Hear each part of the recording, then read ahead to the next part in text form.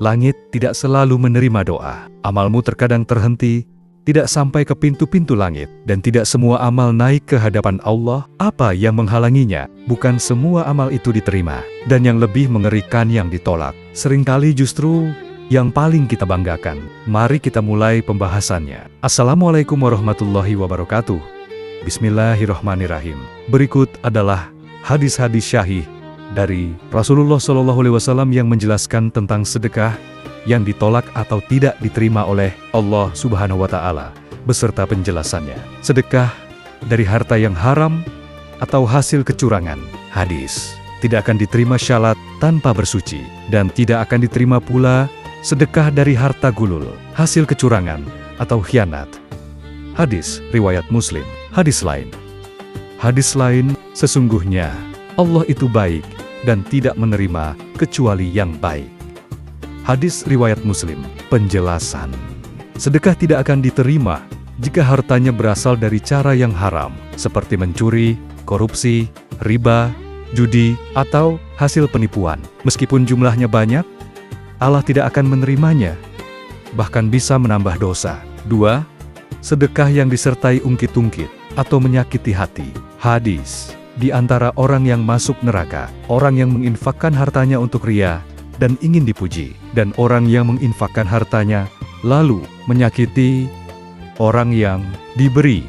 Hadis riwayat Ahmad. Hadis lainnya, Allah tidak menerima sedekah dari orang yang suka mengungkit-ungkit, dan tidak juga dari orang yang memakan riba.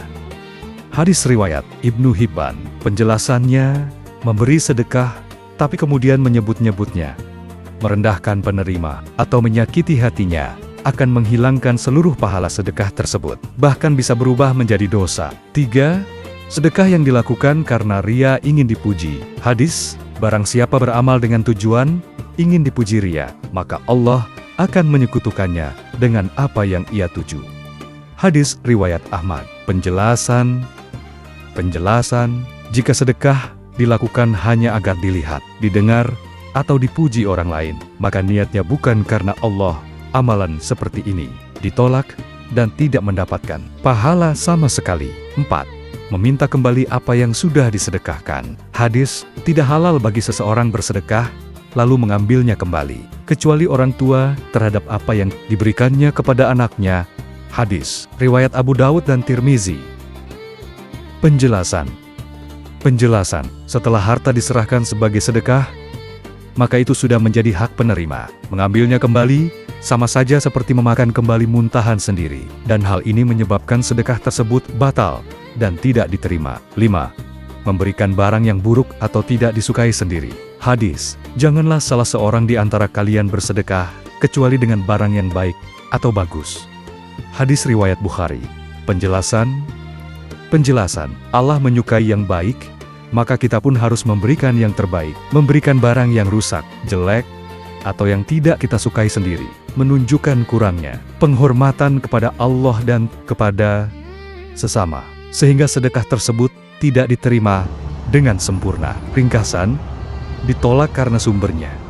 Harta haram, curian, riba ditolak karena caranya, mengungkit, menyakiti hati. Ria ditolak karena sifatnya, mengambil kembali, memberi barang buruk. Agar sedekah diterima, pastikan harta halal, niat ikhlas hanya karena Allah, memberi yang baik, tidak menyakiti penerima. Berikut adalah hadis-hadis syahih Rasulullah SAW yang menjelaskan tentang sedekah yang diterima Allah dan memiliki pahala yang sangat besar, bahkan dilipat gandakan. 1. Sedekah dari harta yang baik dan halal. Hadis: sesungguhnya Allah itu baik, tidak menerima kecuali yang baik. Hadis riwayat Muslim. Penjelasannya begini: jika hartanya halal dan baik, maka Allah akan menerimanya. Pahalanya pun luar biasa. Allah akan memelihara dan mengembangkannya seperti seseorang memelihara anak kuda atau unta, hingga pahalanya menjadi sebesar gunung. 2.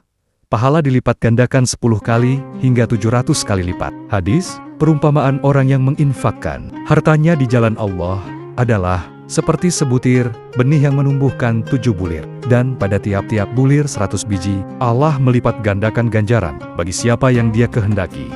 Hadis riwayat Bukhari. Hadis lain, setiap hari ada malaikat yang berdoa, "Ya Allah, berilah ganti yang berlipat ganda bagi orang yang bersedekah." Ahar. Bukhari dan Muslim. Maksudnya, 1 dirham bisa menjadi 700 dirham atau lebih, tergantung keikhlasan dan kebutuhan orang yang menerima. 3. Sedekah rahasia yang menghapus dosa besar. Hadis. Sedekah yang dilakukan secara rahasia dapat memadamkan kemurkaan Tuhan. Hadis riwayat Tabrani dan Hakim. Penjelasan. Sedekah diam-diam nilainya paling tinggi karena murni ikhlas, tidak ada unsur pamer. Ini sangat dicintai Allah dan menjadi sebab diampuni dosa-dosa besar. 4. Sedekah kepada orang yang sangat membutuhkan. Hadis, sebaik-baik sedekah adalah yang diberikan secara rahasia kepada orang yang sangat miskin, dan sedekah yang sedikit namun berasal dari usaha keras orang yang berkekurangan. Hadis riwayat Abu Daud. Penjelasan, memberi kepada orang yang sangat membutuhkan pahalanya lebih besar daripada memberi kepada orang yang sebenarnya masih mampu. Dan sedekah sedikit, tapi keluar dari orang yang pas-pasan, nilainya melebihi sedekah banyak dari orang kaya yang tidak terasa berat. 5. Sedekah di saat susah dan sehat. Hadis, demi Allah, sesungguhnya engkau bersedekah saat masih sehat, sayang hartamu, takut miskin dan ingin kaya, itu lebih aku sukai daripada engkau memberi saat sudah mau meninggal. Hadis riwayat Abu Dawud dan Tirmidzi. Penjelasannya, karena beratnya perjuangan hati untuk mengeluarkan harta saat masih sehat, maka pahalanya jauh lebih besar dan pasti diterima Allah. 6.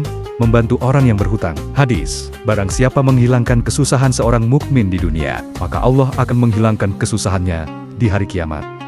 Hadis riwayat Muslim. Pengertiannya, membayar hutang orang lain atau membantu orang yang terdesak. Kebutuhannya termasuk sedekah yang pahalanya sangat besar dan langsung menjadi penolong di akhirat. Ringkasannya, diterima dan besar pahalanya jika dari harta halal dan baik, dilakukan secara rahasia, diberikan kepada orang yang sangat membutuhkan, dilakukan saat sehat dan masih produktif.